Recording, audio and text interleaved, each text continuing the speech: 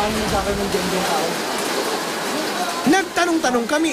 Inalam namin kung gaano ba kalawak ang nalalaman ng ilang mga estudyante pagdating sa sakit na dengue at leptospirosis. O ikaw ate, alam mo paano umiwas sa dengue? Sa leptospirosis? Hindi po. Paano nagkaka-dengue ang tao? Alam mo ba paano makakaiwas sa dengue? Hindi ko alam. Comment na lang, boss. Marami pa rin ang hindi nakakaalam kung paano nakukuha o kukontrahin ang leptospirosis at dengue. Bagay na nakakabahala dahil ayon sa datos ng DOH, higit na lumobo ang bilang ng mga kaso ng leptospirosis ngayon kumpara sa parehong period nitong nakaraang taon. Kung noong 2017, umabot ang bilang sa 871, ngayong taon, umabot na sa 1,520 ang naitatalang kaso ng leptospirosis sa buong bansa. Pinakamarami sa NCR na may naitalang 675 cases ng leptospirosis.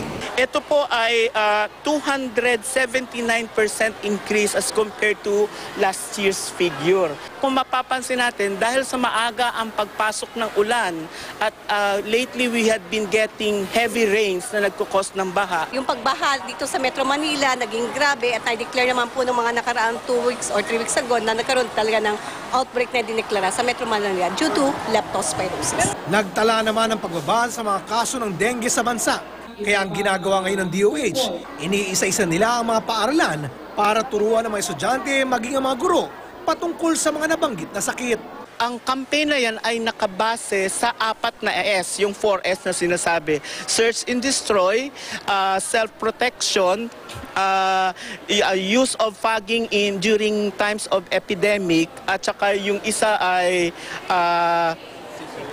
seek early consultation.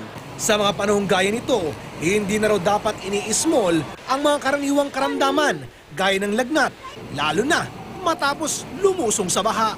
Lalong-lalo na sa leptospirosis, most of the time, ang tao ay nagpapakonsulta 5 araw na silang nagkakasakit. Ito yung time na pumapasok na yung komplikasyon, which is yung pagkasira ng kanilang kidney at yung pagkasira ng kanilang liver. So mahirap nang habulin.